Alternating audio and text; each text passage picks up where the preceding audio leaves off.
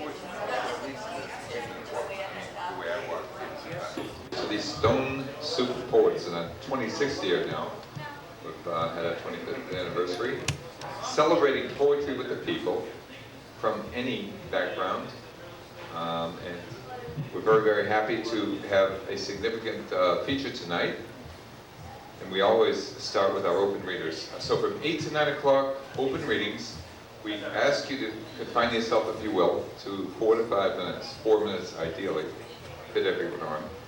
And then we have a break between 9 and 10. We do our 2 features. And then from 10 to 11, or past, last week I think went to 11:30, depending on the number of people that sign up.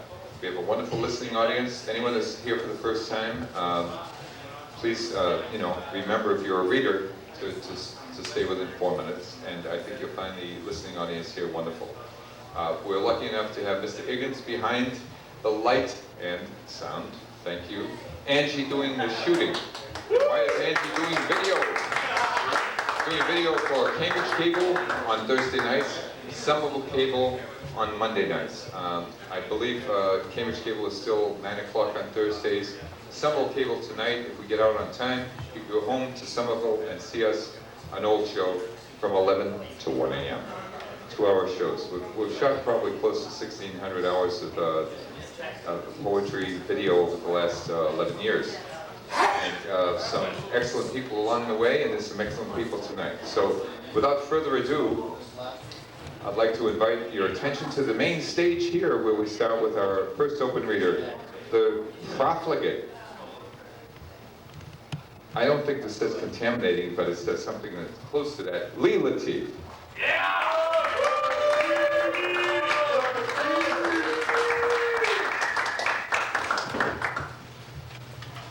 This goes out to Robert Williams' zombie mystery paintings.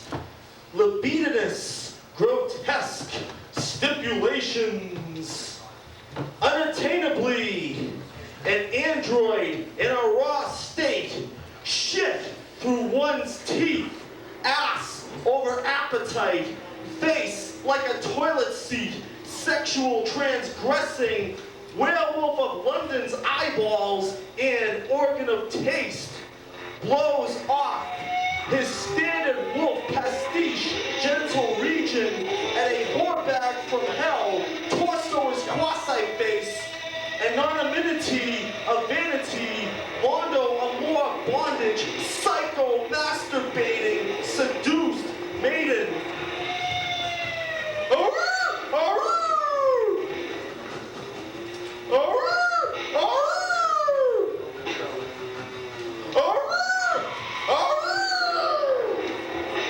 Unbridledly, a lewd, crude, and stuck in the nude, serrating, zigzag, gratuitous, sex and violence, drag dyke, cave courtesan, and an obvious Oedipus complexing beheaded stiff in a Gulliver position, chopped with an axe, Jocko homo progenitor, suck dry, the squeeze my lemon till the juice runs down my leg, winged on voodoo, dark mothering she-devil of mysterious jugs. This instant, on the doing knee bends in the cucumber patch, ancestral African loam.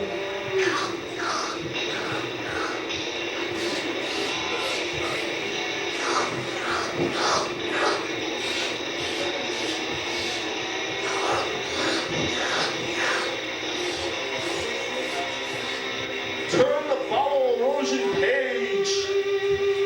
Cannibalistic dismemberment.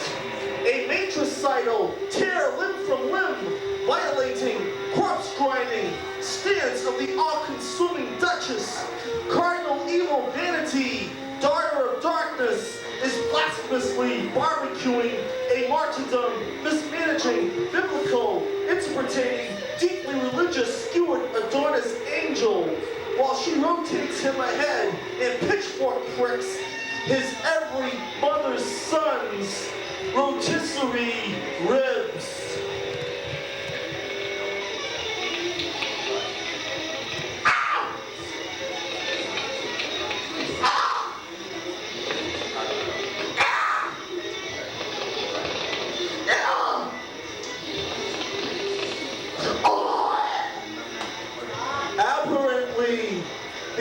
Maximus, inflicting detriment, scum debris, cock-sucking, hand-view mirroring, super vixen, pistol crunches, a terminal puppy-loving measuring narcissism at the expense of a doomed admirer, destined to be rejected headless suitors, filet mignon bowels, tabbouleh carpals, paella pancreas, and chicken vindaloo gallbladders, while jerking them away from her microorganism teeth.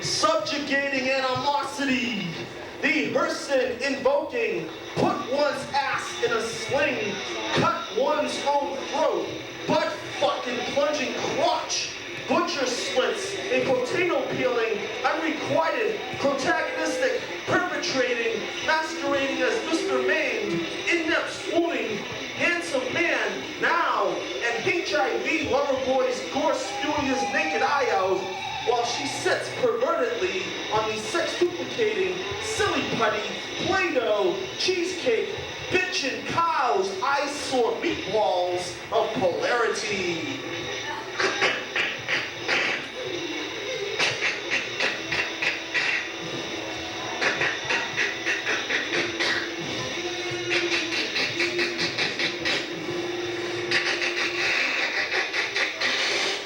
Thank you very much. Good night.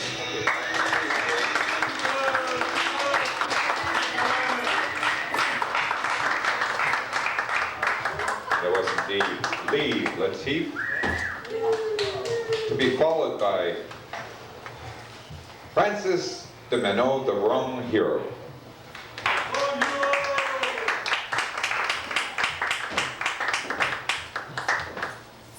Greetings.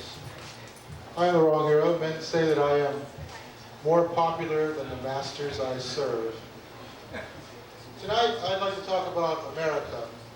This is the 220th anniversary of the Declaration of Independence coming up. It was actually on July 2nd, so that would mean tomorrow. I'm wondering, what will people be saying about America 1,000 years from now? What if the only artifact that were left 1,000 years hence were the Beatles' White Album? And with that in mind, I'd like to read portions of this entitled, "The Beatles, a New Translation for the Coming Millennium." People of this era were afflicted with a variety of ailments such as osteoporosis, gingivitis, and assorted melanomas, and they lived in a squalid environment of radon, dust, and atmospheric hydrocarbons which precipitously shortened their already brief lifespans. Addicted to a variety of chemical substances of dubious merit, the people of this era believed that the various visions induced by these drugs were prophetic, and they placed much credence in them. Their foodstuffs, preserved by aldehydes and other unwholesome chemicals, were mostly non-nutritive, if not life-shortening, and were filled with filth, decay, insect parts, and, in the case of animal flesh, which they ingested with gusto, with growth-inducing hormones which compromised the reproductive ability of those who consumed them. The mode of transportation of that period was a crude combustive device powered by hydrocarbons, which they called a carriage. These carriages, or cars, were prone to frequent breakdowns on their primitively fashioned roadways. Unstable climatic conditions often rendered these roads impassable. Their dress was varied and colorful, though headgear in the latter part of the century was mostly shunned, except for a visored cap favored by lower-class males, frequently inscribed with the name or image of some tribal totem. Drab, sack-like clothing with bright ornamental neckwear was favored by males of higher status. Women wore tight-fitting robes, and hair was grown to ornamental and often impractical length. Their world was rigidly divided between haves and have-nots, and this division powered not only their politics and social structure, but also their religious philosophy. Save for fragments of Beatles' hagiographic texts, notably the commentaries of Davis and Goldman, as well as an untitled text that purports to be an interview with Paul, little original work of the period survives. This is not surprising. We know the ancient Anglo-Americans were generally contemptuous of literature, music, and art, which they regarded as pastimes for the mentally defective. The few glittering gems left by the Beatles must have shone all the more brightly for their rough setting. The new translation of Back in the USSR. I am landed from the far Miami beach country. Many the nights sleepless have I labored. Many the tribulations have I undergone. I am returned to Usser. Many the nights homeless I have wandered. Great is my fortune on discovering my home. Many are the things which now await tomorrow. I and my love shall abide in a darkened room. I am returned to Usser. Who can gauge our fortune in USA or Usser? I am returned to Usser. I will go to the white-hatted mountains of the Southland. I will travel to the remotest agricultural commune. I will hearken to the pealing of bells. I and my love shall abide in a darkened room. I am returned to Usser. Who can gauge my fortune? I am returned to Usser. And this one's Rocky Raccoon.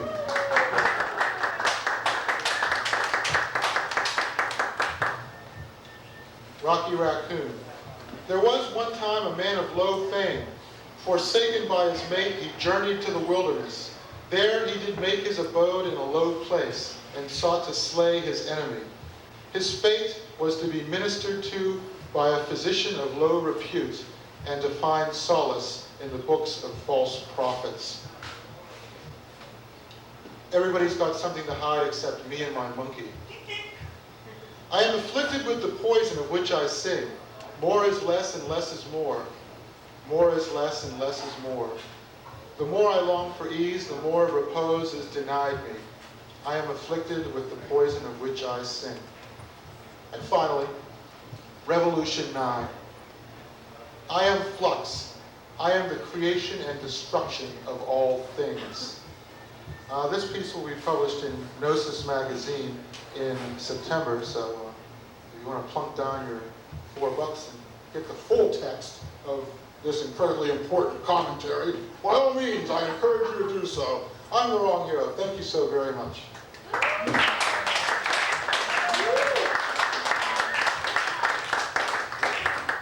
You're wrong hero. Let's see, I'd like to invite up now Richard Fitzgerald.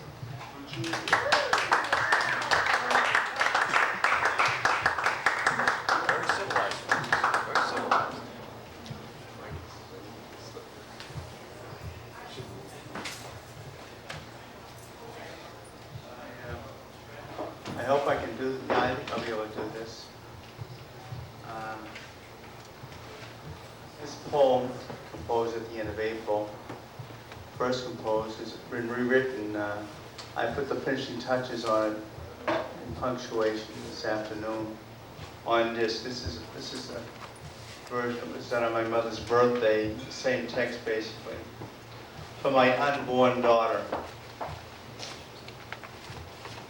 Unjustly, my unjust hands, for another's wife, did doom a child, the rest for those hands.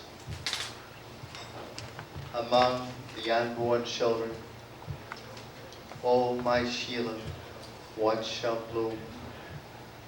Flowers, where are the children?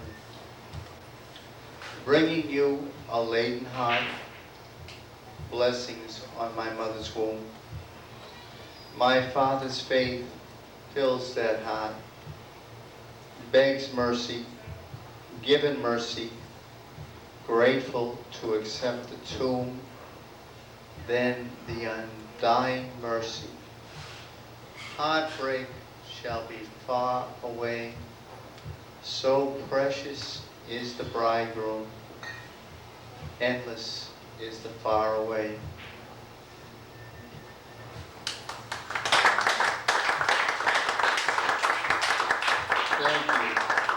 This piece first made its public debut in Passim on the 4th of July last year. It was written several years ago, around the feast, just after the New Year, around the Feast of Epiphany, after midnight, on duty as a security guard, to the tones of Mike and the Mechanics. I never heard them. I didn't even know what their name was till years later. Doing, can you hear me running? Deserts for Brad Evans. Thinking of you, Brad, in one oath, you ended an OD alone in the desert. But the desert, a friend, thinking of you, Brad, in one oath, you walked alone in the desert. You ended an OD, a friend I let go. But the desert is where we walk in exile, orphans to the country of a living death. Our monies can pay for the end of the world, the prevention of life, but not even a Bible class, not the building of churches, not giving a child a sound conscience. I know you lived in this desert, that if you could have, you would have seen it bloom. Though what broke you was not the desert of the world, but its arid double, the church. You chose to embrace her, but she leaves us to drift, dry grains, each to his own, until, God willing, God free us for Christendom. Brad, before you died, you took Brent's book, where he tells of his journey to the Catholic, to your son Tristan. As you left, you were crying. Shortly afterward, you died alone in the desert of your oath.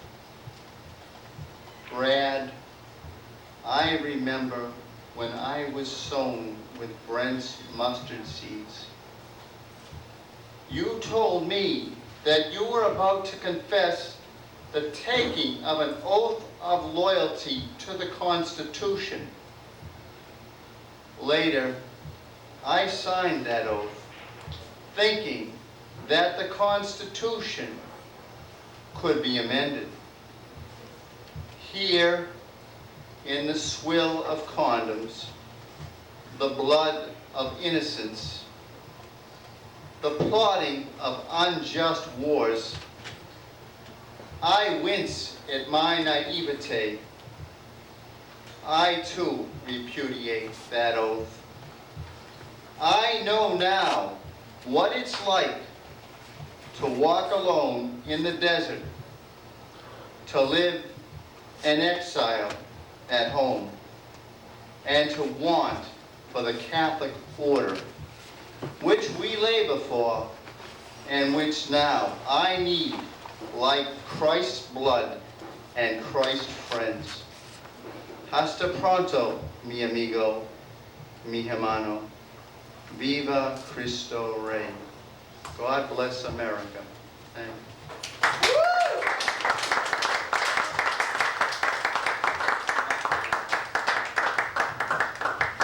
Very much. Richard Fitzgerald. Want to ask people, please, 4 minutes, please try and do it as tight as you can, because we're considerably over time already, and we want to kind of tighten it up. I'd like to, by the way, I have a significant friend out there, and I'd like to do 2 quick poems that don't fit together at all, but I'll do this. This might be called a nature poem. I go to you after summer rain, when little crystal bells bob on leaves, and tulips bobble, gobble, bumblebees, fat gold puffs disappearing into red velvet teacups, gone like raw sugar into steaming mahogany.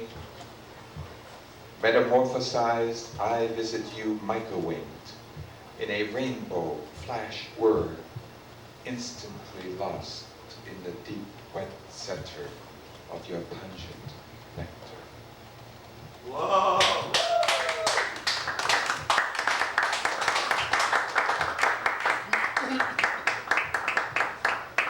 Actually, I do one extra one if I can, because they're short.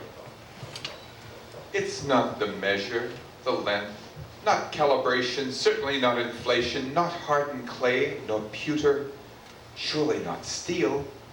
But it's not the texture, though intriguing, nor the pursed tiny lips anxious to spit goo.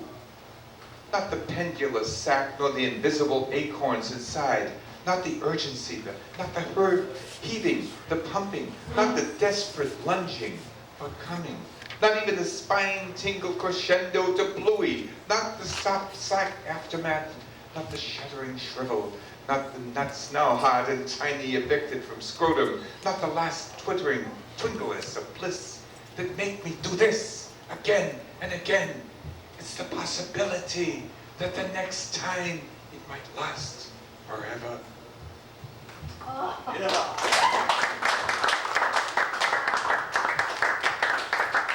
And I'll leave a very short piece. Flowers are always naked. Frontal display, the norm. You have to look for the nuance. Invisible buzz on stems, like arm hairs, tingling, stunned, and standing when stimulation succeeds.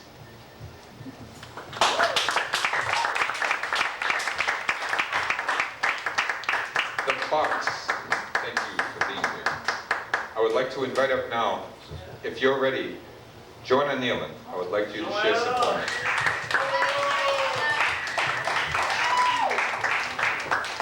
The cause for troubadour. Soothsaying minstrel.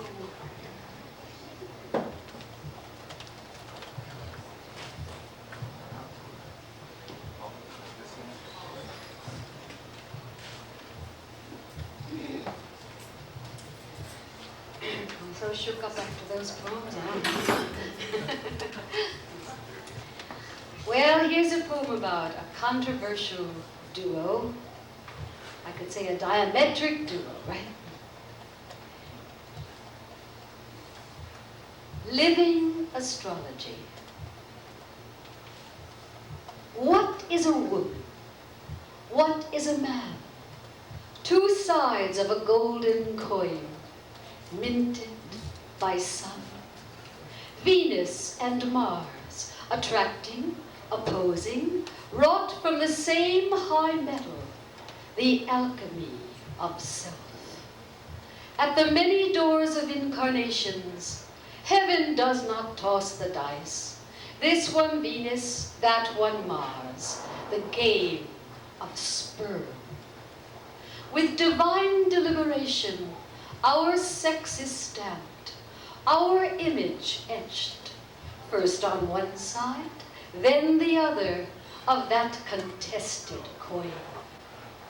O Venus, even star, lover of peace, sister of moon, you too lifted ruthless hands, wielded death and rapine, forged the iron chains of your now bondage.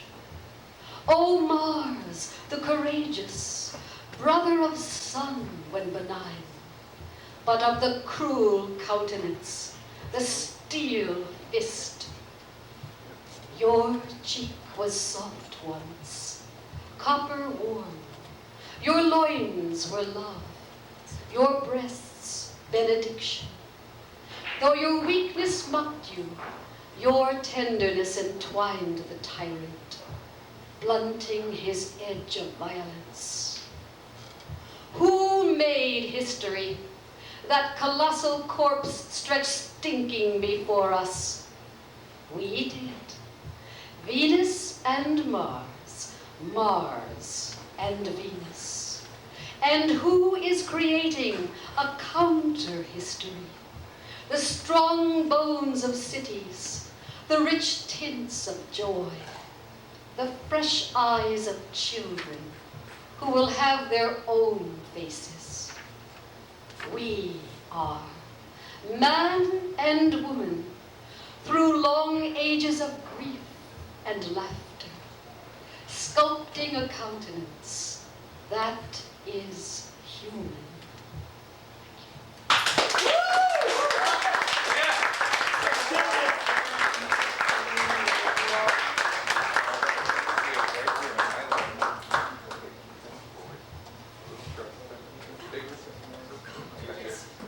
I wasn't standing to Watch it, Joanna.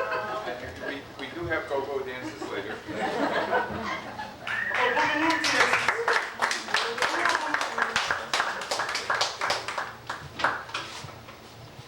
Joanna Naylor. Thank you, Joanna. Well, that's... And we shall now move to, I believe, DeOssie. Eric.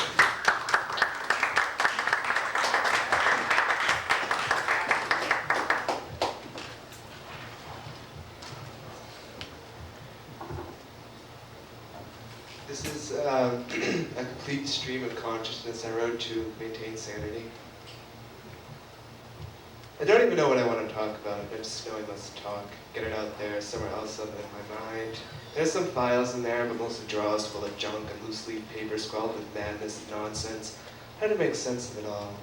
Spinning mind, sober mind, still spinning, revolving about the self, some other self, the sun, my sun, with planets of wisdom spinning through time, revolving about it, and rotating at speeds incomprehensible. Madness. Not that this has anything to do with anything else, yet it does have everything to do with everything else. The one thing that is for sure is that the one thing is not for sure, for everything is a paradox. Once you get to the absolute root of one thing, another perspective, another thing, pertaining to the one thing, sprouts in an entirely different matter. Okay, well there's my matter in mind, never stopping, no relief. Not that I want relief from it, the thought of my mind stopping is frightening, although it would probably be a lot easier for me to get laid. Growing gay in a straight society, what exactly does that mean?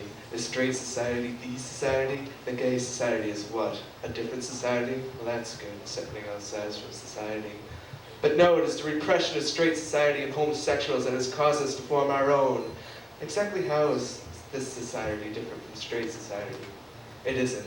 They're the same exact thing, equal but separate. They didn't hold much way back when there were white water fountains and black water fountains. I don't see how it can work for gay society and straight society.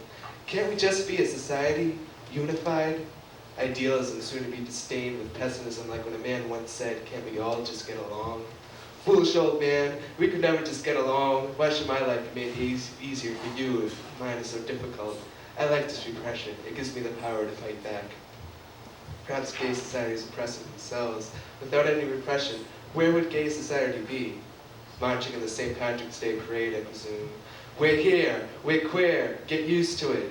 We're here, we're half naked, get used to it. Floats of stripteases symbolizing the freedom of gay society, condoms thrown like streamers. We're here, we like to have sex, get used to it.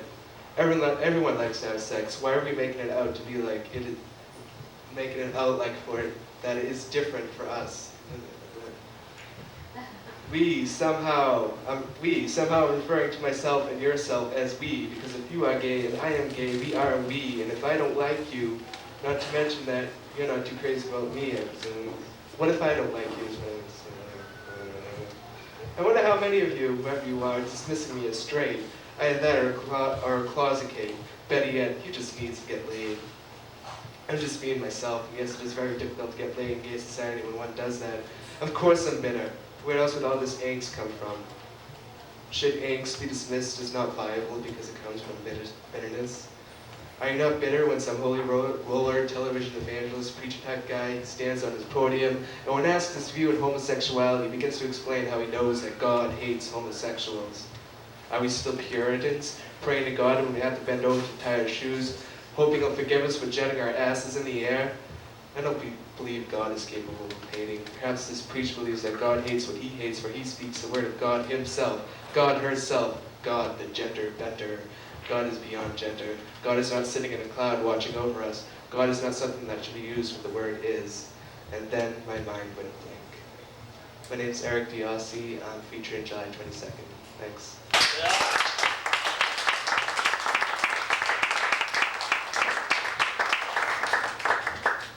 Thank you, Eric. Now, Chief Autumn Tree.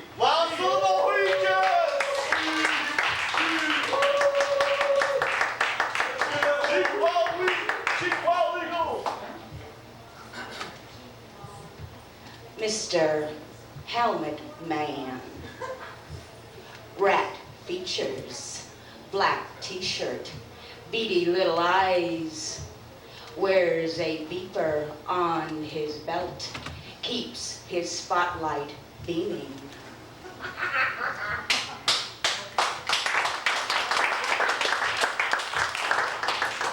Security girl, she's a deadbolt from Yale, eats keys for breakfast, guts steel tumblers, echoing sound, turning locks.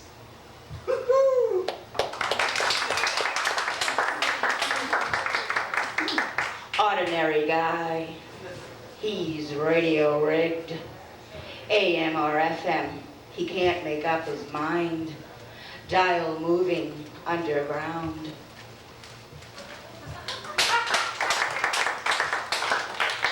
Last one. Freedom of speech can and will be used against you in a court of law. Thank you.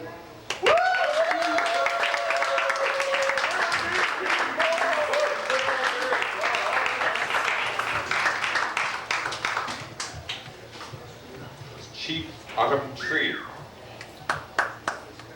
Followed by Michael D. Sesung.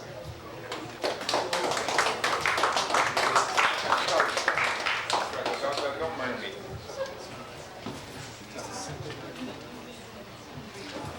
I have 3 poems this evening for the wonderful celebration of America's 220th, from a section of my hopefully to be published book called So This Is America.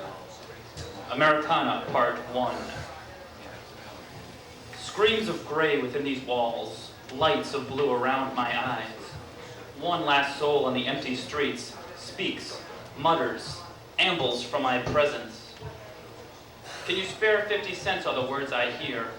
Can you help me survive for the words being said? A cold chapped hands awaits me. Thoughts, decisions, breakfast at 10. A cup of coffee, 2 pancakes, eggs, and whatever else it was. One order is sent out in the blistering cold to one man now able to survive the morning. He's thankful for the kindness. I'm happy that he ate. The food could replenish his soul. Cigarettes could take away another day. Or as he said, but in these conditions, what difference does it make?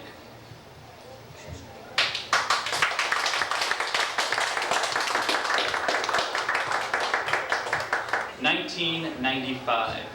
I think I read this here the first time I read back in March. Don't make a sound. We have our own minds and we have our own eyes, but we've reached the end of the fields. We've reached the end of the fields. With chaos in our kingdoms, with terror in our lands, we shake hands in the name of peace. Throw a kind of cocktail, watch the party get all fired up. Our words are more powerful than your bullet, but your bullets can go straight through our hearts and kill us. We don't use words to kill. I like your shoes. I like your jackets. And oh, I like whatever's in your wallet.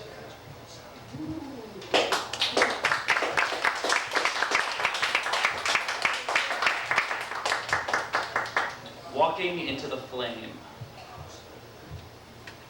I'm walking into the flame of life, of love, of heat, of passion, pain on soulless feet. I'm walking into the light of hope, of dreams of faith, of quiet, silence on these violent streets. I'm walking into the room of God, of peace, of life, of prayers, pleading to end this strife. I'm walking into the ash into the ashes of our fearful eyes of mourning, yearning, burning hearts. And we're still walking around the world and back again, killing in the name of God, killing in the name of death, killing till we get too high, just killing. All for what it can't be believed, all for naught. AIDS babies conceived. They've been born into this world of pain. How in life can they ever gain? Is there hope? Will we have peace? If our families still cease to talk, to care, to talk, to hold, just yell, scream, and always scold. The children are where the future lives. Teach them pride, love, and peace. Teach them to care and fight for world peace. For world peace. Thank you.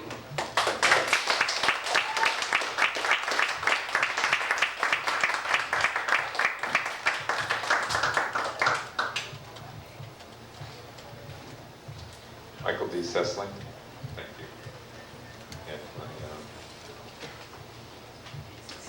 And pleasure now to invite up Nancy Mindick.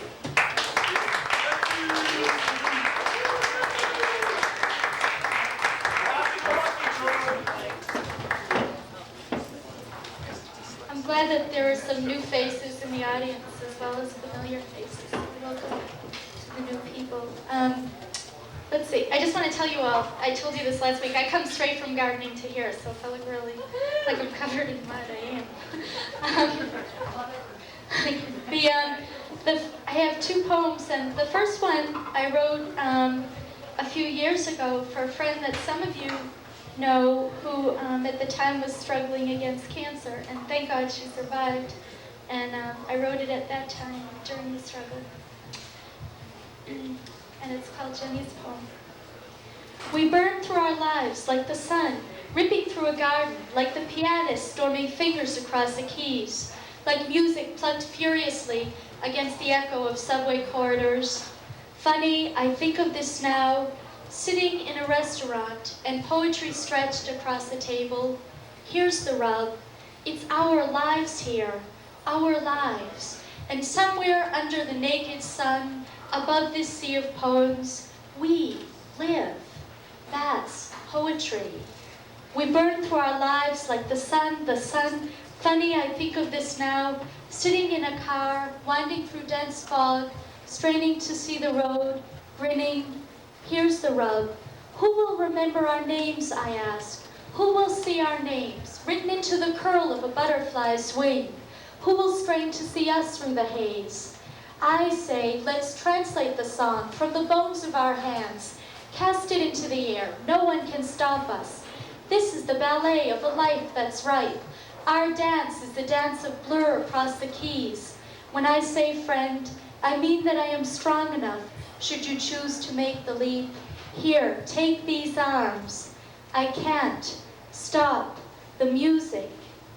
We burn through our lives like the sun, the pianist storming fingers, and the architecture of our hopes lies in the structure of a note, and our words leaping, leaping.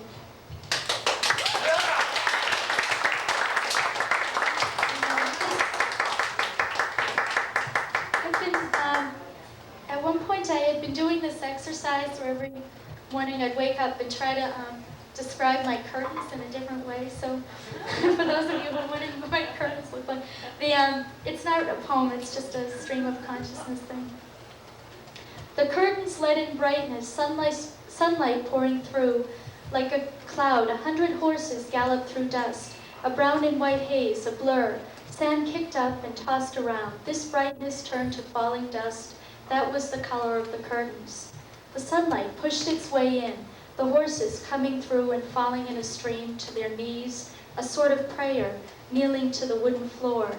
This was the sunlight through those curtains, hundreds of horses galloping, storming through, sunlight storming through them, pouring toward the floor, quiet as a herd of horses locked into a painting, carried through a war, caught within a frame, hung on a museum wall, the dim light colors of a Renaissance work, like dark eyes next to candlelight.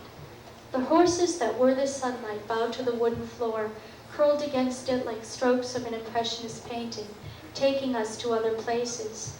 Those places were not the places of dreams, nor even the places we see in waking hours. They send us traveling while looking out of cafe windows, walk with us and send us from the gray sidewalks in crowded cities, those distant near places. Wild horses gathered through dusk, brightness moving through settling earth, the color of the desert, and the sound of rain on rooftops.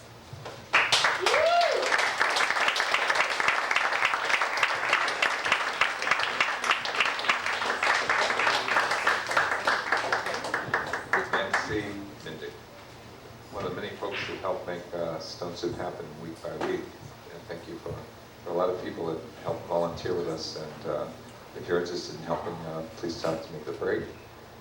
Our next reader, by the way, Fitzgerald. What are we talking here? Heidi Johanna Naylor. And we met William Constance on the Common years ago.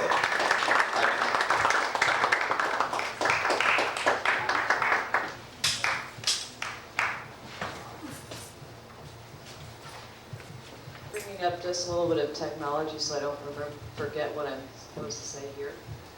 All right.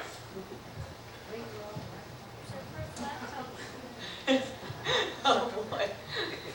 Hi, I'm Heidi Johanna Naylor. I'm a freelance multimedia performing artist, writer, and producer dedicated to the positive evolution of life on Earth. I am a proud alumna of Berkeley College of Music back in 1986 and 87, with a BA in Geography and Anthropology from the University of Southern Maine up in Portland, Gorham, Maine.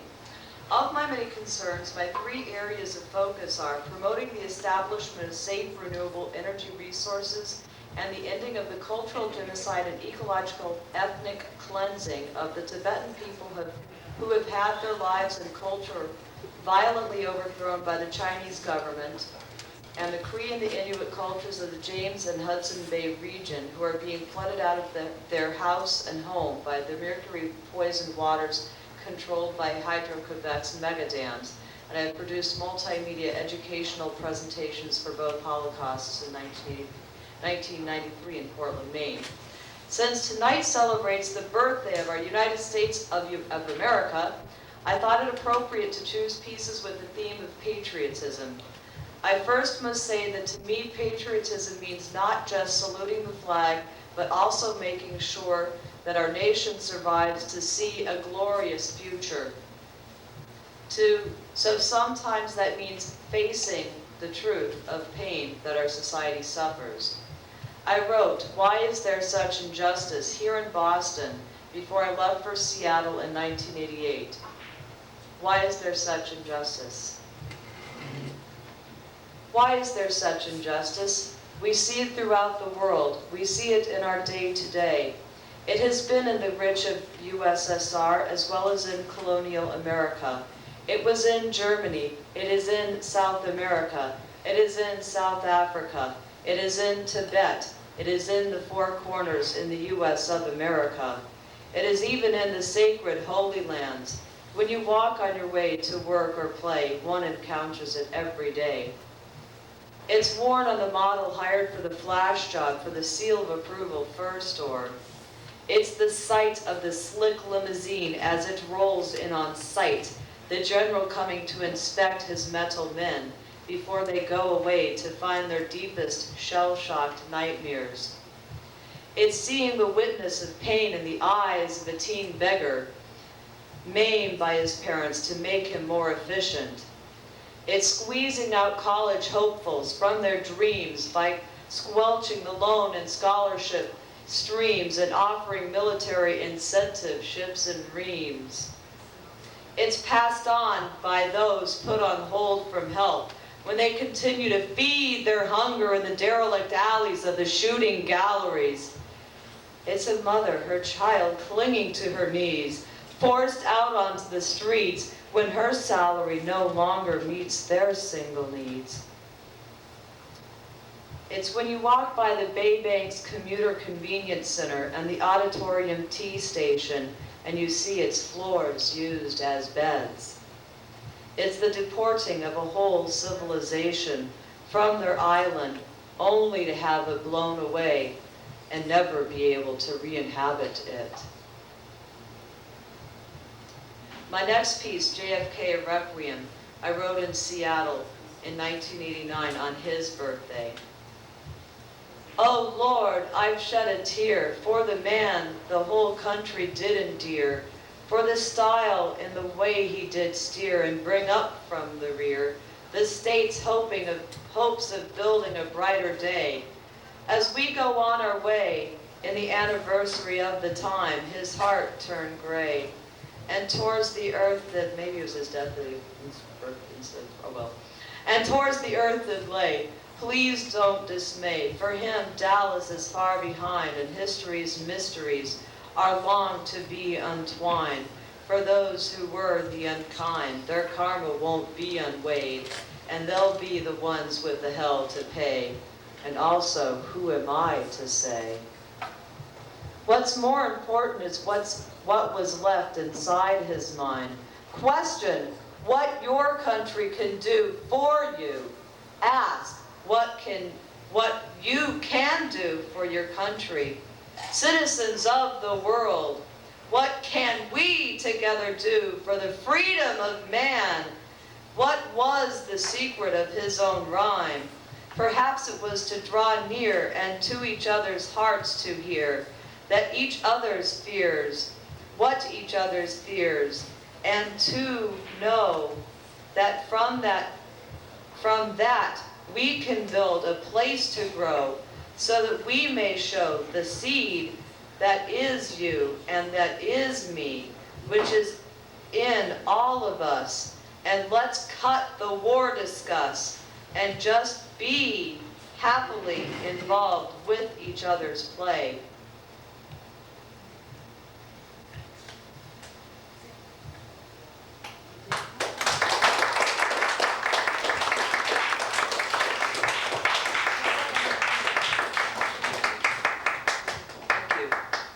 Before I end, I want to give a great big thank you to TT's, all of the poets, and to Jack Powers for helping to make the Stone Soup readings possible.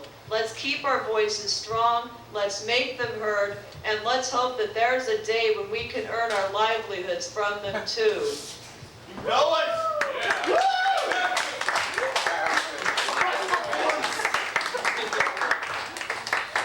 My last piece for the tragedy, Beauty We Will Send, was written at the 1-month Wildlife Memorial for the Valdez oil spill at the Seattle Center.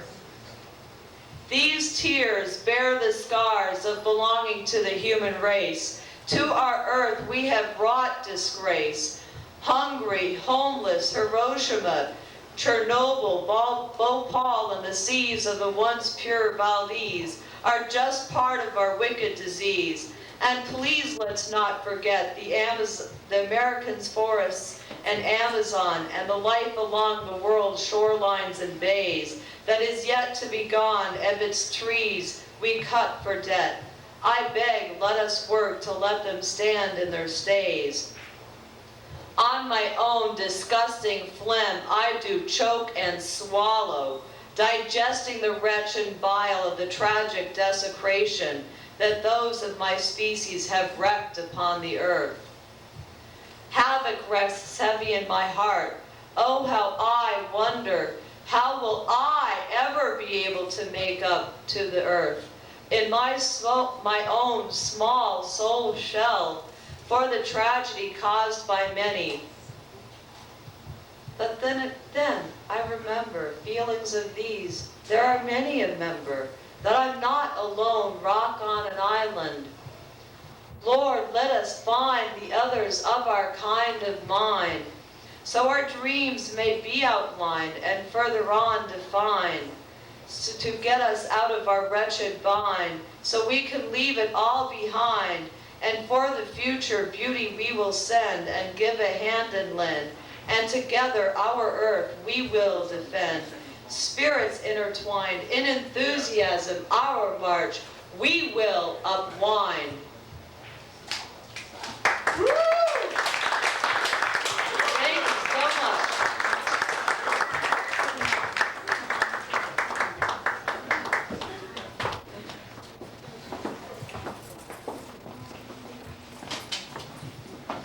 Thank you very much, Heidi, Joanna, Greg Dalton.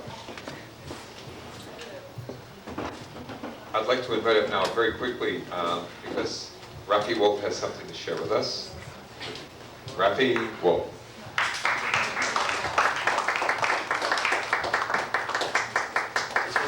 shortest set in history. Quotation. A patriot is someone who loves his country while hating 90% of the people in it. Mad Magazine, 1969, dedicated to Pat Buchanan.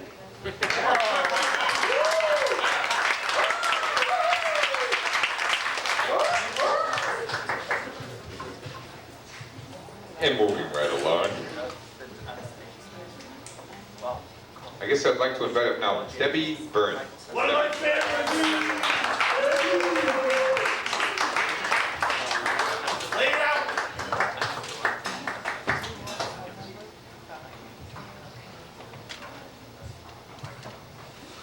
The things I will do for you. I will pretend to feed your cat while you're in Cancun. I will check to see if there's a vibrator hidden beneath your pillow and use it, restoring it to its hiding place unwashed. I will rummage through the ashtray in your car to see if there are any roaches and smoke them savagely. I will lick all the ice cubes in your freezer. I will go spearfishing in your aquarium. I will find your phone bill and make obscene phone calls to all your long-distance friends and family, letting your name slip between particularly nasty phrases in case they do not have caller ID.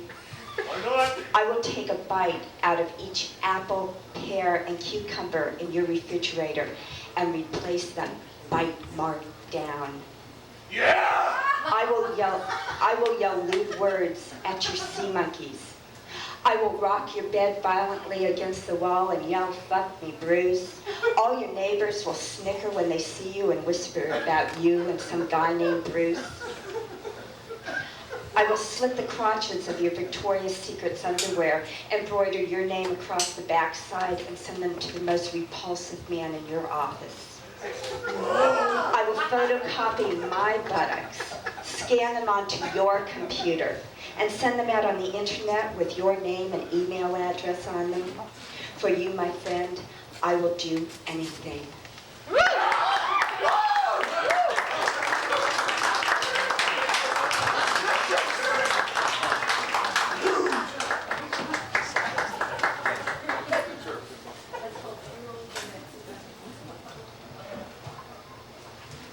It was indeed Debbie Byrne.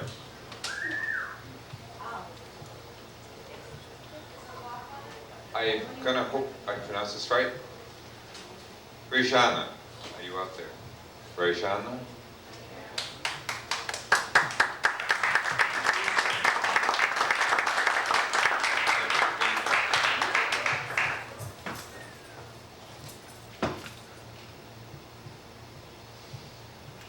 Everything is so bright now, not light, just bright and loud. Everything is my color, always changing, becoming. I am colors as I am black and white, and empty inside, my mind full of visions and nows and cigarette smoke. I am a match, lit and burning for exactly 5 seconds, and then blacking out. I come in light and brightness that burns your eyes and touches your chakras. I come in first light that brings you fear, that brings you life. And then I burn out. Never there, I disappear. Rebirthed so many times, I am smoke dark. I leave dancing and the dark vision of how I came. I leave as air recreated. I leave and swirl around your head, breaking and whispering fearlessly to the air around you. I leave as death.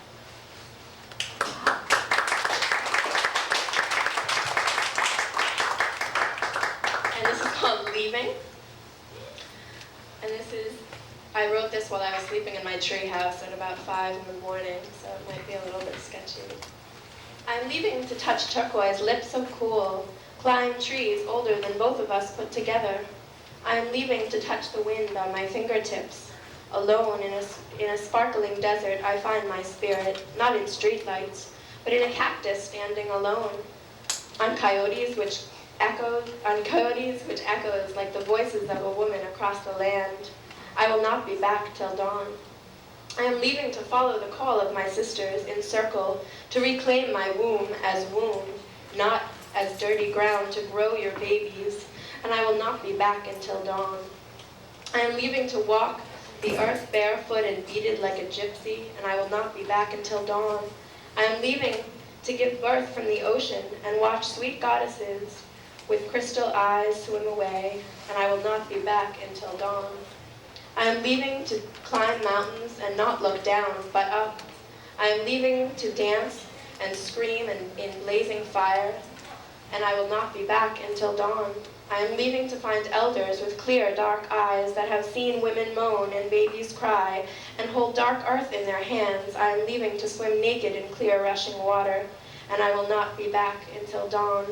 I am leaving bare-breasted and filled with moonlight. I am leaving to find myself, and I will not be back until dawn.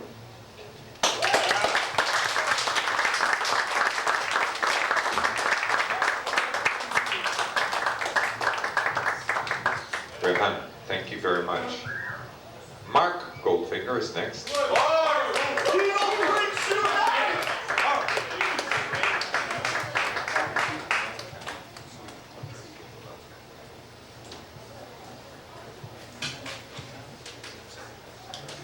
Grateful to be here. I'm going to do two pieces.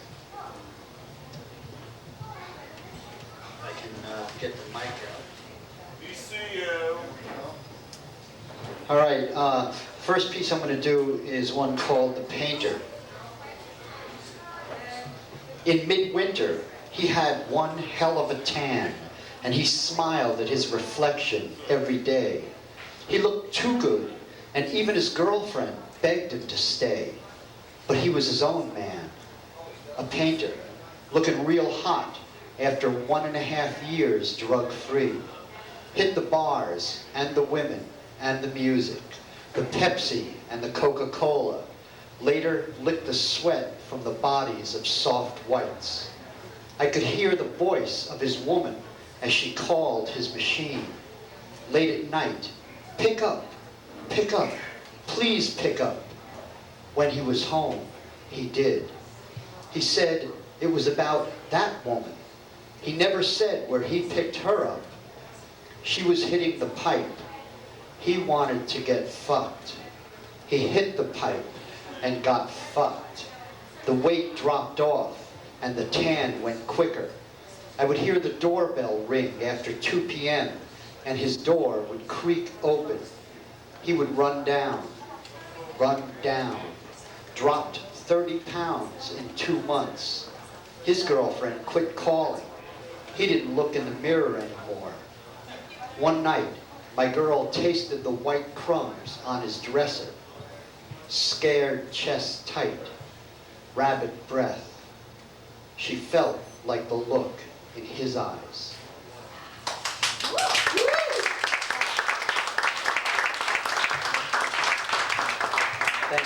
Thank you very much. Yesterday, 2 very talented poets got married, Douglas Bishop and Leisha Sky. And this poem is a tribute to them. It's called The Sky and the Bishop, for Doug and Leisha on their wedding day. What happens when they join in holy matrimony, the celestial regions? The heavens drinks a mulled port. He tastes of oranges, sugar, cloves, other spices. She covers the earth.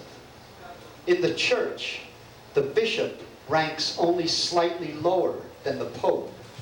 On the earth, nothing is higher than the color of the upper atmosphere, too thin to draw a breath for man. Yet hollow-boned, feathered singers practice love songs in blue. Hang this poem above your line of vision. Move diagonally across the chessboard of love. Throw this love into the upper reach. Raise it beyond sight, beyond clouds. We all drink it together like heated wine.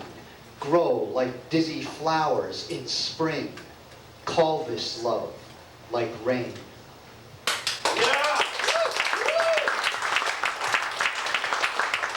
Thank you very much.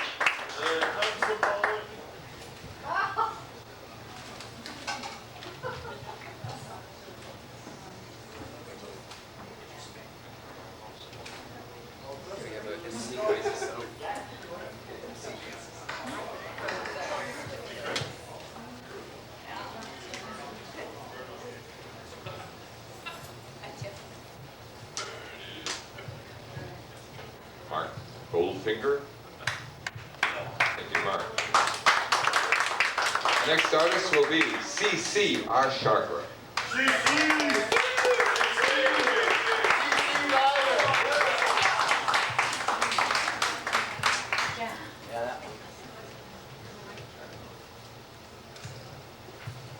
Great photographer too.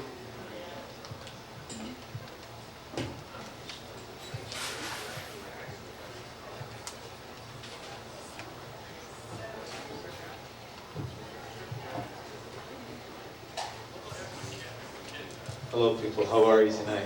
Excellent always. I got two pieces. First one is called Strange Inheritance. It's a poem.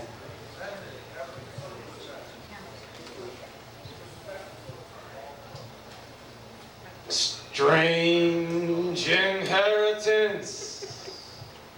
Strange inheritance.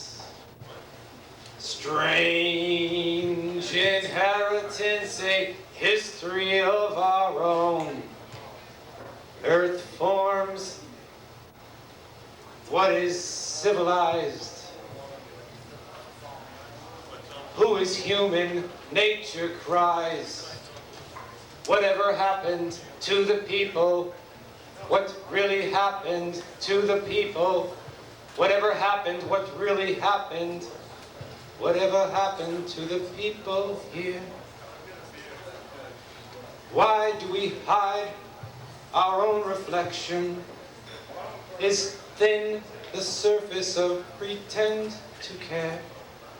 Do we think we vote for freedom? Do we know we vote in fear? Child of possessions, apparent history, shaded whole truth teachings, where no people and nature share a strange inheritance. Strange inheritance. Strange inheritance, a history of our own. Why do we lie to our own children? Why do we edit truth in history? What's wrong with human lesson facing? Stop erasing public waking. Facing our own errors, ways. Living for admission. Listen. Voice thanksgiving over killing each and every thankful day. Strange inheritance. Strange inheritance. Strange inheritance. A history of our own.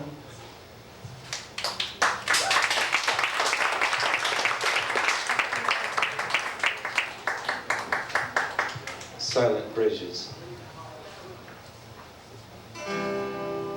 This was a poem originally. It was called The Deaf Son.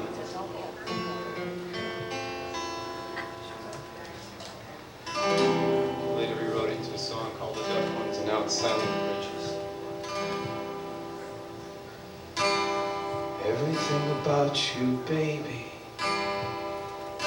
says that there's a little miracle in feeling sadness. Everything about you, child, says that there's a little happiness in utter madness. Child, you are your own world sharing.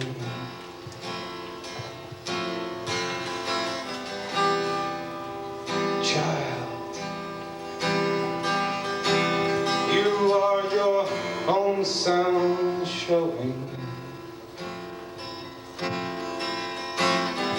The young ones, you're the gift of understanding. Knowing young ones, young ones. You're a human light. Go ahead, start showing everything about you, young ones. Says that there is joy in the simple little things. Everything about new silence says I love you. Trying.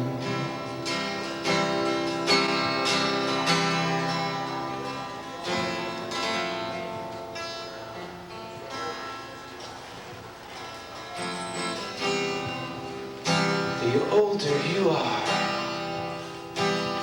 the more you reach.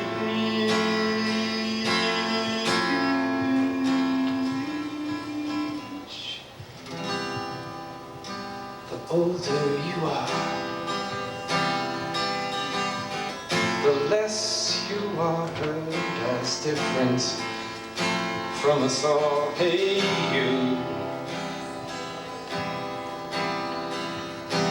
Your core, emotional insights. Hey, you. I hear you bridge all the worlds here. Everything about old silence as I hear. I love you, crying.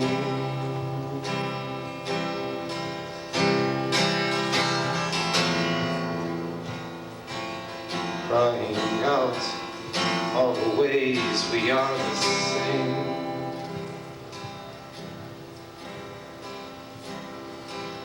On this common world we live on.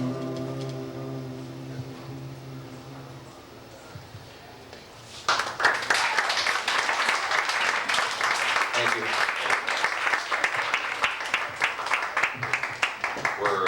We're way over time, folks, and I have to apologize for that. That was Ashagra. Thank you.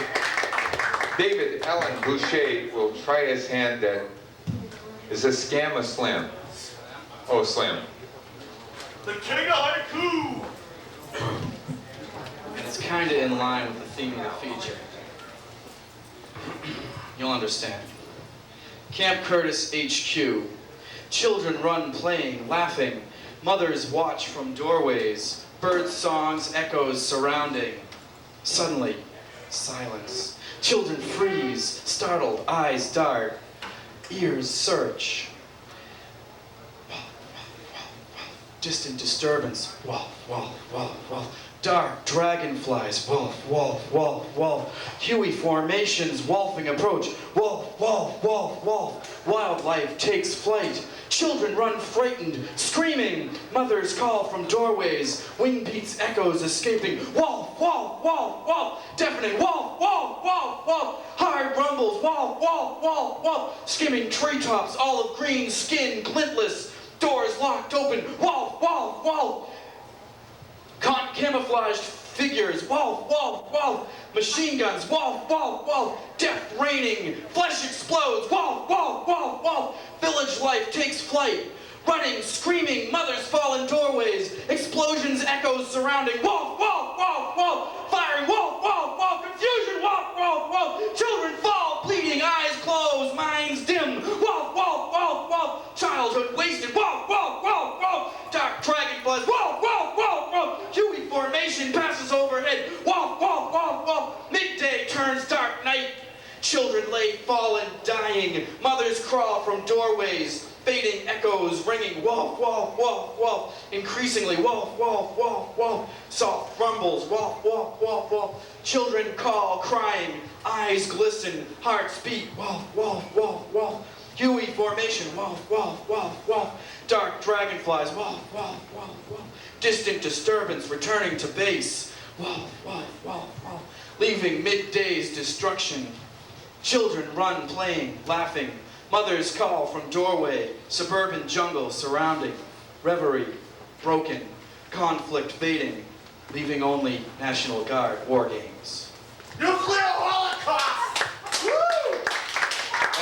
As an outro, Camp Curtis is a National Guard camp in the Great Swamp of Reading, and I grew up on the outskirts of it, and so Hueys are always flying overhead during the Vietnam War, and that's all I have to remember by it, is like CBS News and these Hueys flying overhead shooting at us. No, I'm like, We salute ya!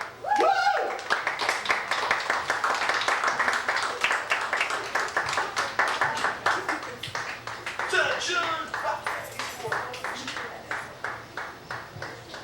David Allen Bouchert. Thank you. Last reader in the open, first set. Dan Luft.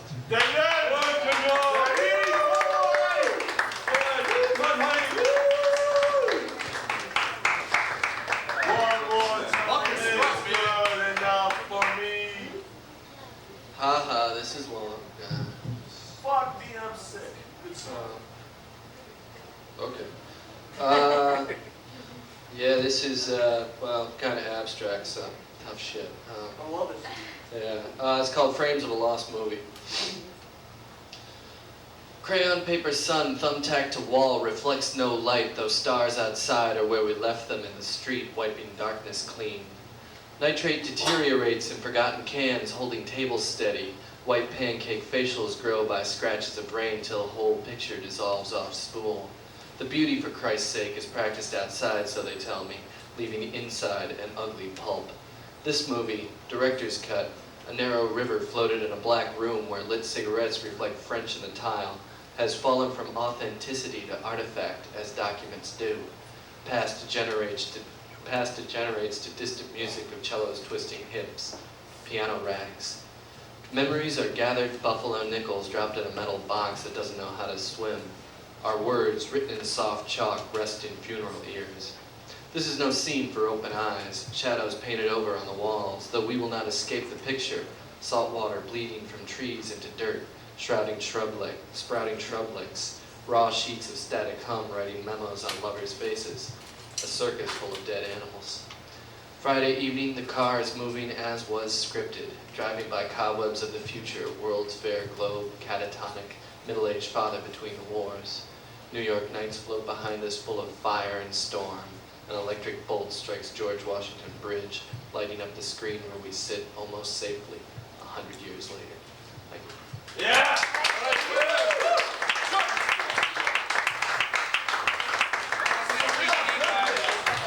Dan Luft. And let's put your hands together one more time for all the folks who've read that first open. Thank you. I will get a bigger clock so everyone will keep to the 4 minutes next week. I promise. No, of course not. That won't happen, but that's what we begged, and it doesn't always happen. But we're going to, very shortly, 5-minute break, we're going to have our first feature, Adnan Onart. And we're looking forward to that very much. So 5 minutes and we'll do that. Thank you.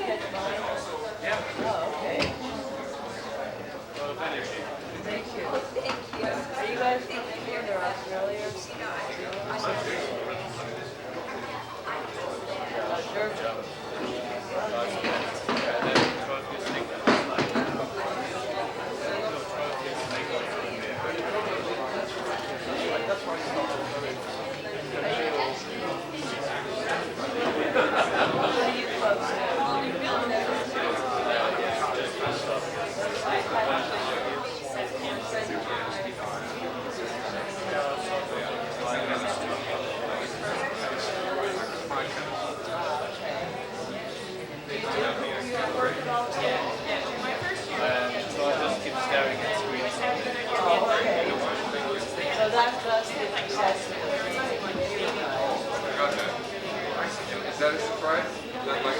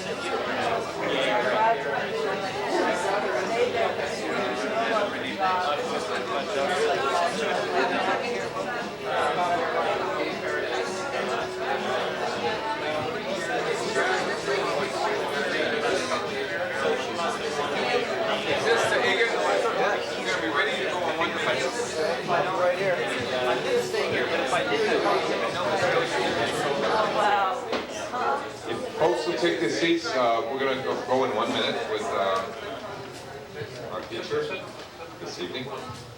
So 1 minute. And so all the folks, I'm going to try and get the folks out in the street for avoiding heat. We'll be back. Adnan, Onart.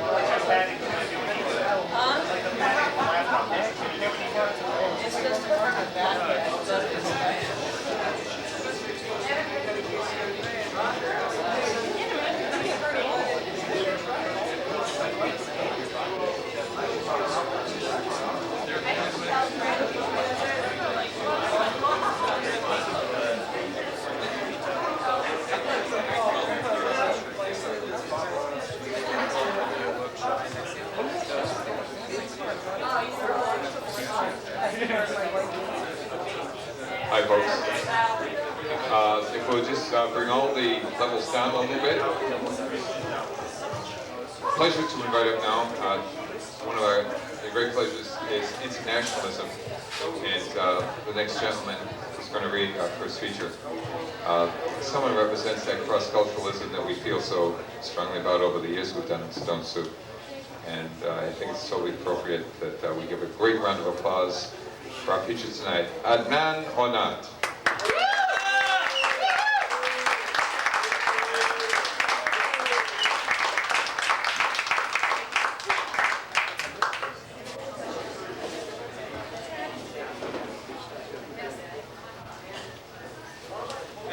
I'll start with a poem called Mustache and Beard, so that you get used to my accent.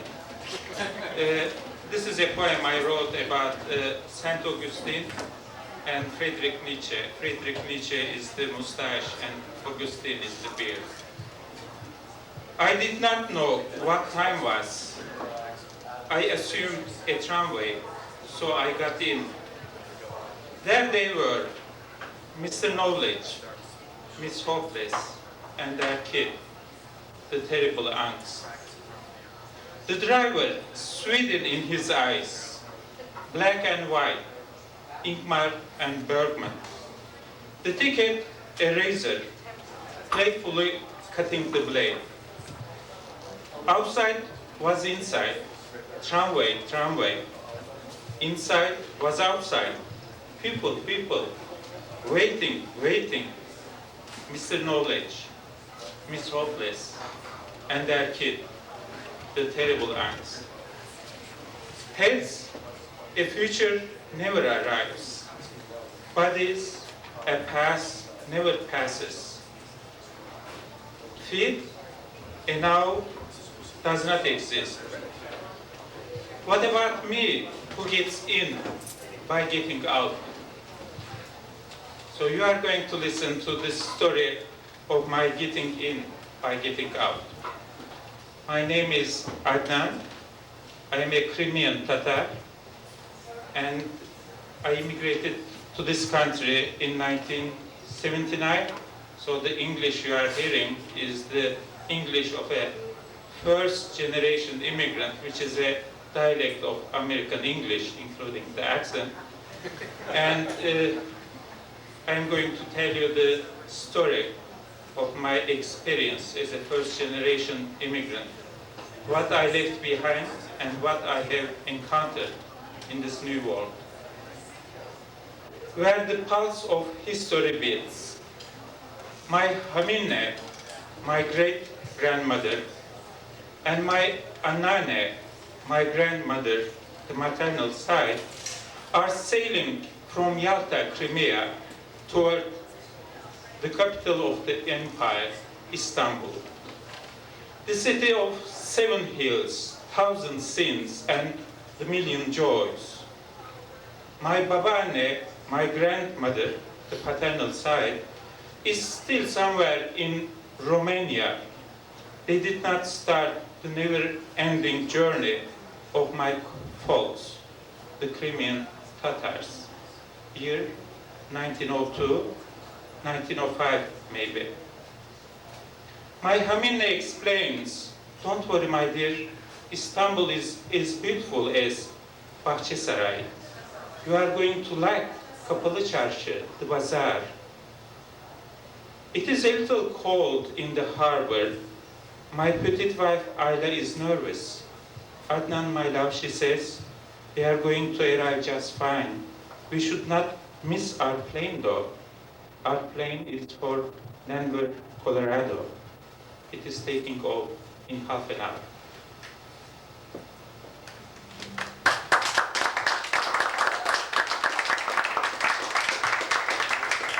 So this is the arrival, America of the plane. Go this way, orders the sign at the pole. We form a line in front of the wall. Burgers, cars, television. They teach us how to smile, how to stand on our feet. Nobody touches our luggage. They just take away our familiarity, we become naked. This is a small room, a huge square. We are apparently somewhere, evidently nowhere. This poem has a German title, or half German. It is called Design und Wirkungsgeschichte. Wirkungsgeschichte is a term coined by a contemporary German philosopher, and it means a certain special attitude toward history. If you like, there are two attitudes you can take toward history. One is the so-called scholarly, objective, so-called objective attitude, and the other is a subjective position. And Wirkungsgeschichte is the second position. It is like the sands experiencing the foam of the ocean. Design und Wirkungsgeschichte. The history, the truth, touches my face when my Hamine, my great-grandmother, prays. I am about to leave for school. This is the crispness of mind, the breeze of her prayers says, to figure out everything out. I am running through the neighborhoods of Istanbul, Greek neighborhoods, Armenian neighborhoods, neighborhoods of Jews. My brother, the most handsome of us three, is in love with Sophia, Greek beauty, blue eye. I have a crush for Eti, a Jewish princess, but she doesn't count. I am falling in love with someone else in my adolescence every other week.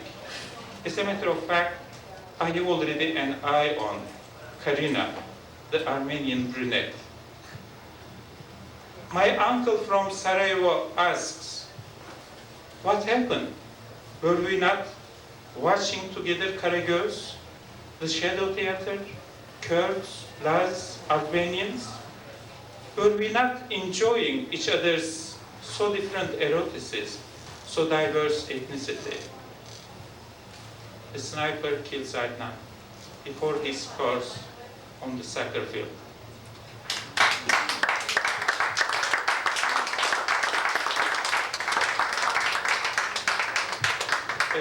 Adnan I referred to in this poem is actually not me. This is a kid, a Bosnian kid, whose picture I saw in Boston Globe. He was practicing his soccer skills in a bombed streets of Sarajevo, and I hope he is well and alive. So the next poem refers to Adnan, but this is the poet, not the kid, but I would like to dedicate to him. A silence that kills. Adnan says nothing. In front of my elementary school, there is a pond. In a poor neighborhood of Istanbul, I am standing next to it. Year 1957. There is a huge frog in the pond. Maybe it is not huge. It looks huge in the water. I have just started elementary school. I don't know anything about birth giving. I don't know anything about frog eggs. My guts tell me though, something important is happening. A black, thin string coming from the behind of the frog. The inside of his eyes, so concerned, look through the insides of my eyes. All of a sudden, I don't know from where, the street children of the neighborhood inserting the pond, with loud voices and laughters, start throwing, not stones or rocks, heavy pieces of earth to the frog. The frog does not move. She does not try to escape. She does not come out of water to make the terrible frog voice. The inside of her eyes, so concerned, look through the inside of my eyes. Year 1994. In a cozy living room in Boston, I am reading the news about Bosnia-Herzegovina. My Sunday New York Times routine. They are killing the children. I am not in elementary school anymore. I know what birth giving is. I don't have an experience, but a sense how the womb shakes when the mass of flesh pushes itself through the tunnel of pain. They are killing the children. Adnan does not say anything.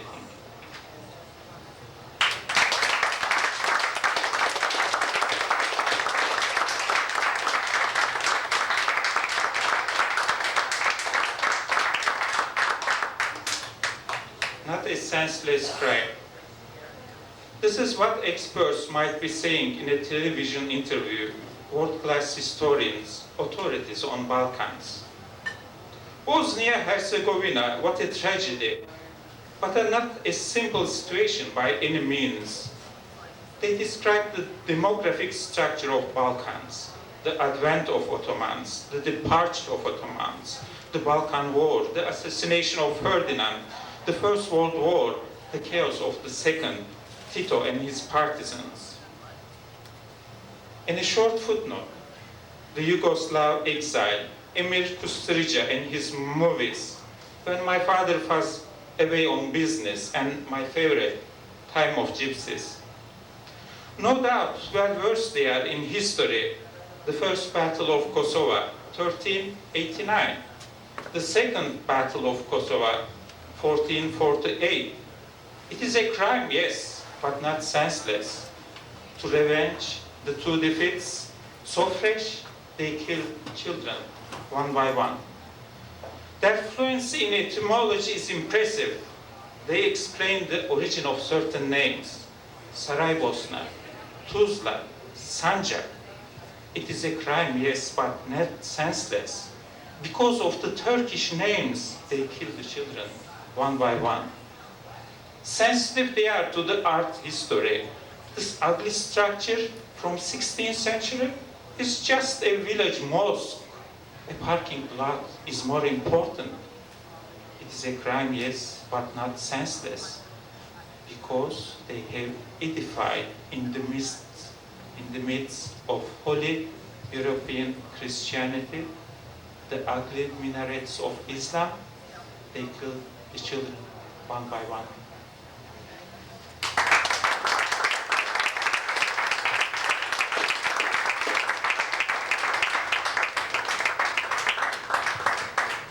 I have a routine. In addition to my Sunday New York Times, maybe, I drive to Watertown to purchase certain things from Armenian grocery stores. I don't know whether it helps with my whole sickness or augments it, but I know for sure that the sickness I have for this home, the home for which I have the sickness does exist only in my fantasy. So this is about the trip to Watertown, the unbearable lightness of the rose jam. Not roses, but rose jam. This is what it smells in the entrance of our office building, this sunny morning of early June. I get immediately into my car and drive to the Middle Eastern grocery store to get some yalancı dolma, some chickpeas, and some rose jam. The store owners asserts I am not from Lebanon, Armenian though I am. Through the window of his store, I see the Istanbul of occupation, 1919. The Armenian neighborhood Tatavla. The kids are given hard time to a Muslim woman pulling down her veil. The woman, a kid herself, feels almost naked, embarrassed, does not know how to swear. Two Indian soldiers in British uniforms are laughing from distance, the unbearable likeness of bystanders. It is now 1950s. Tatavla is named Liberation. A bunch of us, elementary school kids, are marching toward an Armenian neighborhood, armed with our wooden swords. Oh my mysterious God, the ultimate bystanders, when are you going to interfere? It is not where we pray. It is not in which language. What matters is yalancı dolma. What matters is chickpea. What matters is the rose jam.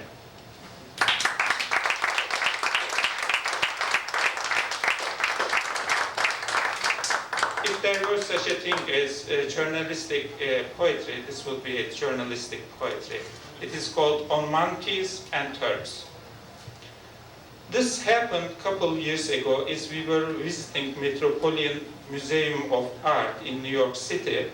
My wife, Rosa Luxemburg of Turkish heritage, and my daughter, who wrote later an article about this in her high school newspaper.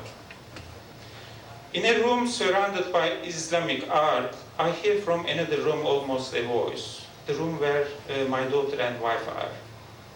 By that time, the Turks were castrating the Christian children in the Balkans and something else. I cannot believe that I hear what I hear. The immediate future rushes into my consciousness.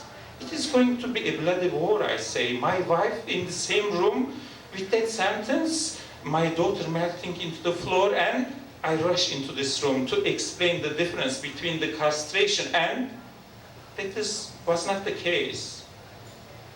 This is a clergyman talking. And 8 or 10 kids, blue jeans, sneakers, all American, with their adolescent smiles, he explains. You know from my classroom lectures what I think of monkeys, Turks, and the difference in between. Evolution took care of monkeys he loves, but forgot about Turks, all American kids love. He points to a very early Turkish carpet from 13th century. I did not hear his comment, but the tone of his voice, a piece of shit says, nothing else. Do I need to explain how to see the foreshadow of 21st century art in these carpets?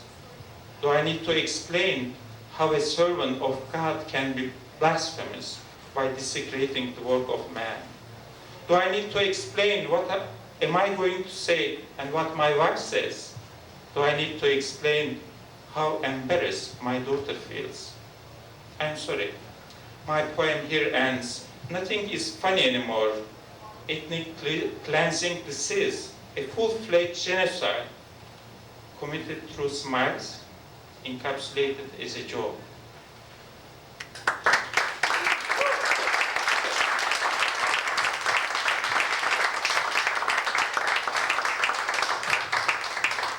This is a poem I wrote after an engineering discussion at the office. Usually, you know, in the engineering product development process, there are certain stages you need to go through.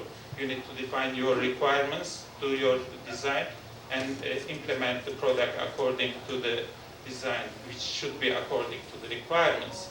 But usually in life, the things do not happen in that order. You make your requirements, you think you know what your requirements, and you fall in love with someone that doesn't fit your requirements. So I had to come up with a theory why we are falling in love with people who do not meet our requirements after my discussion with this co-worker.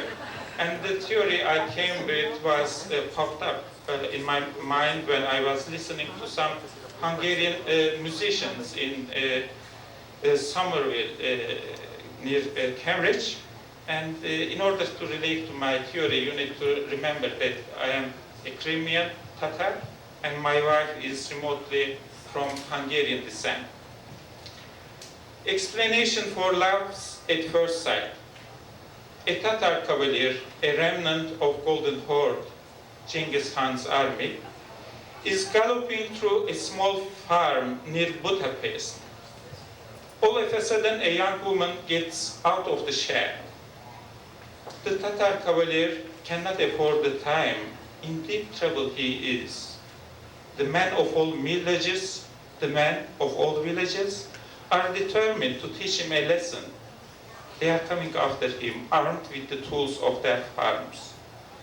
The Tatar cavalier turns around though and throws a look, a pain in his chest. Is it the galloping? Is it a mild stroke? This is what I think, listening to Hungarian musicians in Somerville, Massachusetts. The way the women sing, the way the men dance. There is something Turkic in the air. We may not like it, whatever harm we caused to each other in the past. We are definitely the grandchildren of some siblings who may not get along well. My friends are laughing at me. Adnan is again in love. This is exactly what I am in. I am in love with a math teacher with Audrey Hepburn hairdo, tight t-shirt, tight skirts. What I see though is a scarf full of flowers, a baggy shirt, lots of skirt floating in the air. Her forefront is the horizon at the end of the Hungarian park. Her nose is the extension of so many sorts of love. Her breasts are the way they are, because she cannot help but to be the mother of all children, whatever their ethnicity, whatever their race. Do I need to make this explicit? This is what the Tatar cavalier thinks when he turns around, galloping through the Hungarian harem. The pain in his chest, the stroke, is my love for my wife, Ayla. I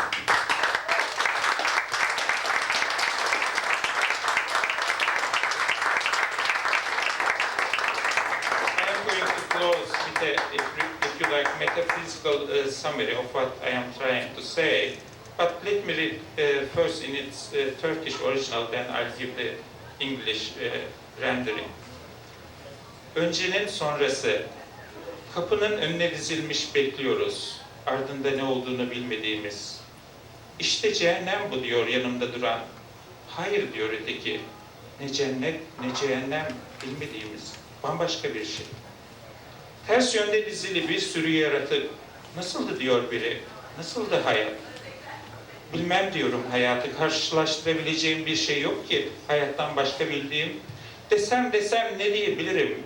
Değişik, çok değişik, çok değişik. The English goes something like that. After and before. In front of the door, opening we don't know where. This is the hell, says the neighbor. Neither hell nor paradise, says the other. Something else. Creatures of so many kinds in the opposite line. How was it, asks one. Was it good? Beautiful? Ugly? I cannot tell, I say, no reference to compare. Different. Very different. Very, very different. The wall behind me is a mirror. I look at it, I see it. We are all the same. Integral parts of it. Different. Very different. Very, very different. Thank you.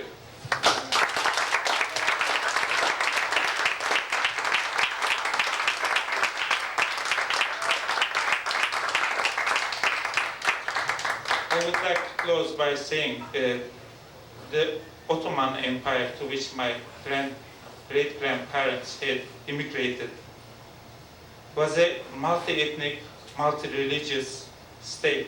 It was not actually an empire. It was more like a confederation of loosely connected administrative domains. And for one reason or another, it lasted 5,500 years. And I wish to my adopted country, United States, to last at least another 280 years with success and prosperity. Thank you.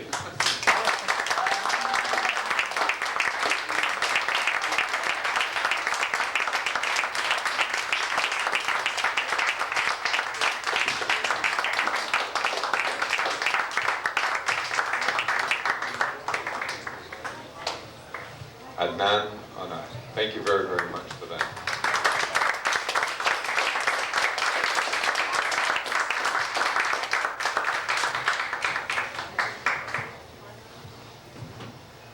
Very lucky to have the enormous number of forces that passed through this country, including the folks that came over from the Bering Strait.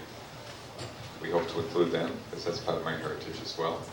And it moves forward, and with some sensitivity like that, hopefully it moves well.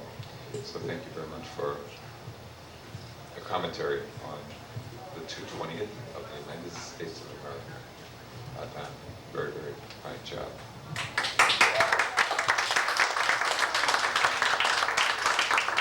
We're setting up a little round table here, and I'm not going to say anything about it other than to say this is WSSP, the Sons of Poetry Radio Cafe. A small thing. Oh, you're going to need a break? Oh, just a couple of seconds. We'll be ready in like... Coming through the ceiling. Just a couple of minutes. So, John.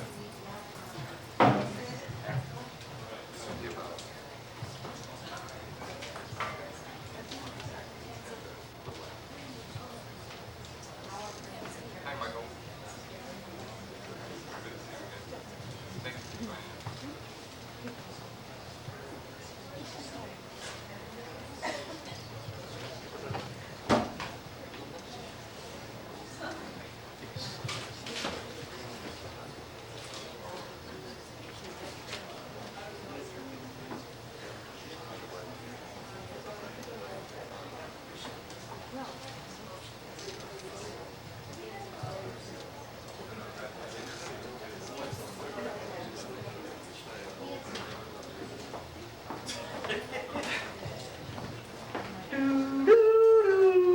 WSSP Radio is on the air with the Stone Soup Poets Radio Cafe. I am your host, Jockey Pomfrites, and tonight we have picked up from the 1950s, we have picked up Charles Bukowski and William Carlos Williams, and they will be joining us shortly. I'd like to say that our program tonight is brought to you by St. David's Stationery Supply Company, makers of the double-edged pen, and now the new improved double-edged pen knife. And once we'd like to welcome to our studios Charles Bukowski and William Carlos Williams that we have picked up from the 1950s America.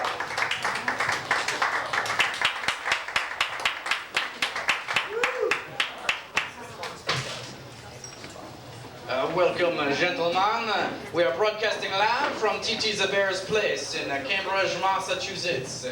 And we have been time tripping through, and we have William Carlos Williams and Charles Bukowski. And welcome to the show.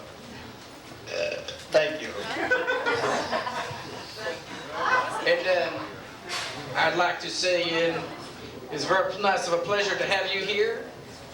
Now, Monsieur Williams, what was it like growing up with first name and the last names that was the same?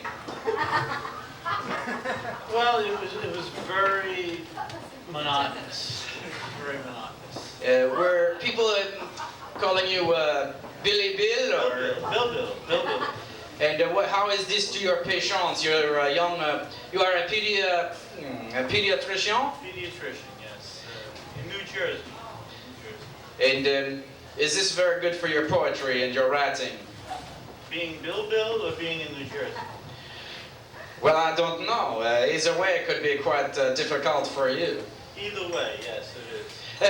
And Monsieur Bukowski, how are things It's really a fucking pleasure to be here, you know, like all these great fucking upcoming poets and all that shit. We have, and how is being of foreign birth, has that affected your writing in America? I worked as a fucking mailman, you know, in America. That's an all-American goddamn job. That's an all-American job. Would you like to share some of your all-American mailman type poetry with us? Okay.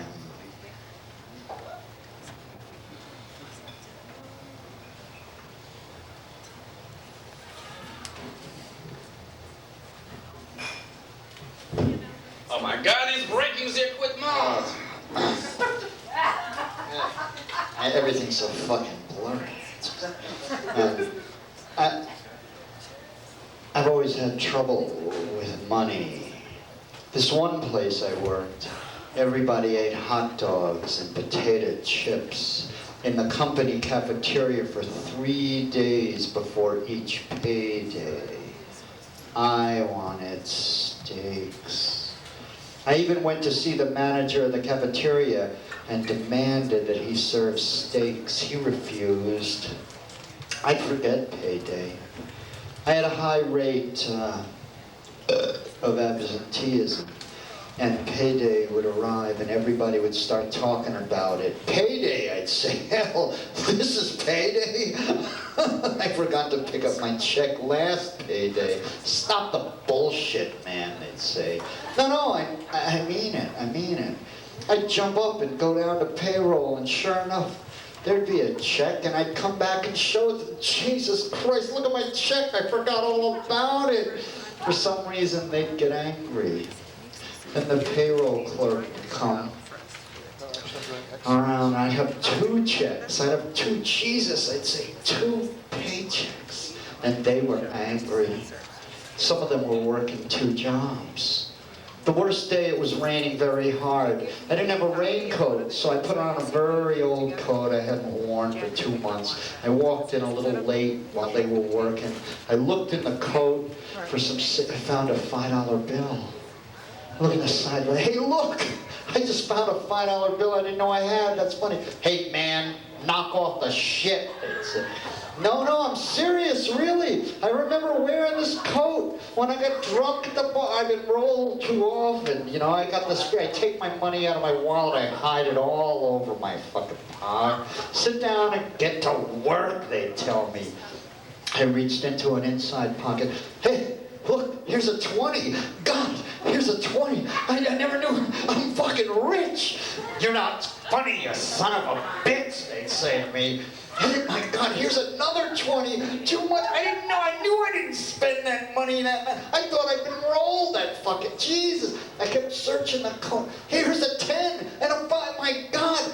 Listen, I'm telling you to shut up.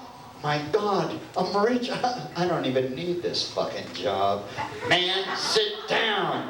I found another 10 after I sat down, but I didn't say anything. I could feel waves of hatred, and I was confused.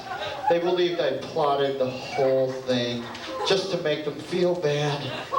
I didn't want to. People who live on hot dogs and potato chips for 3 days before payday feel bad enough.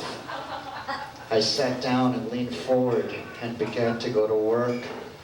Outside, it continued to rain. Fuck you, Bukowski! Hey, who said that? Give me another beer. I'll take this motherfucker. Calm down. I'll punch you on the This is a family show. Monsieur Williams. Calm down, man. Here, have a sip of your beverage. I'll eat your Monsieur Williams, how does your work compare to the eloquent Charles Bukowski? And you've only had 1 job, and did you ever find money coming out of your pockets unexpectedly? No, I never had. But I'll tell you, my friend Charles Olson recently wrote a poem about these young Turks coming in from the left side of the beach, and we so-called established poets sitting like Easter Island figures looking straight ahead, and not even knowing there was the other side of the beach. And here they come rolling in, these motorcyclists, and we turn our heads, and there's Charles. And we see this beach. We have a whole beach we didn't even know was there. Charles has sand in his shoes. He had sand in his shoes or his hands in his shoes? I think from his states he could have been both. Well, I tell you. I think he had sand in his brain, perhaps? My young friend Alan, he's also writing with these honest words. And I'm telling you, this Ginsberg, you will hear his name. His name will be known, just like Charles. The other side of the beach. If when my wife is sleeping, and the baby and Kathleen are sleeping, and the sun is a flame white disk in silken mists above shining trees, if I in my north room dance naked, grotesquely before my mirror, waving my shirt round my head and singing softly to myself, I am lonely, lonely. I was born to be lonely. I am best so. If I admire my arms, my face, my shoulders, flanks, buttocks against the yellow drawn shades, who shall say I am not the happy genius of my household? You are the happy genius of your household. I like being naked. And well, I would ask you to get naked now, but this is a family show, and we do not want to scare the youngsters away from ever getting naked when they are older. As I like to say, our sponsor tonight is St. David's, a stationery supply company, a maker of the fine double-edged pen knife, when you really need to be cut out the crap. Monsieur Bukowski, how is it? How are your feelings towards your peers, you know, such as Monsieur Williams and Monsieur Burroughs and the rest of your contemporaries? I fucked William Burroughs once. His asshole was kind of loose. You know? Well, you mean you're talking about the poems, what he writes, man? Well, you have just left me totally speechless, which, as you know, is not very, does not happen very much. I'm just totally shocked and mortified. But could you please go into more depth with about their work? We don't want to go too deeply into. It's like that girl over there at the bar. Oh God, you know, like I know, like when she writes, I know that she's so pretty. She's so pretty, I can tell that she writes good poems. Like, you know, like you don't even need to know, like I'd like to fuck her. Whoa! Yes. Like, you know, and do you have a poem about all the people that you would like to, shall we say, make love with? Or in your terms, fuck? Masturbate. Let me see here. This is from my book out, Love is a Dog from Hell. Buy it, okay? So buy it, or he will come to your house and raid your liquor cabinet and throw up all over your nice clean rug. This one is called an unkind poem. Everything's so blurry. They go on writing, pumping out poems, young boys, college professors, wives who drink wine all afternoon while their husbands work. They go on writing the same names in the same magazines, everybody writing a little worse each year, and getting out a poetry collection and pumping out more poems. It's like a contest. It is a contest, but the prize is invisible. They won't write short stories or articles or novels. They just go on pumping out poems, each sounding more and more like the others and less like themselves. And some of the young boys weary and quit, but the professors never quit. And the wives who drink wine in the afternoons never, ever quit. And new young boys arrive with new magazines, and there's some correspondence with lady or men poet and some fucking. And everything is exaggerated and dull. When the poems come back, they retype them and send them off to the next magazine on the list. They give readings, all the readings they can, for free most of the time, hoping that somebody will finally know and applaud them, finally congratulate and recognize their talent. You're pretty talented, you're pretty good. You might be famous one day. William Carlos Williams, you might be famous.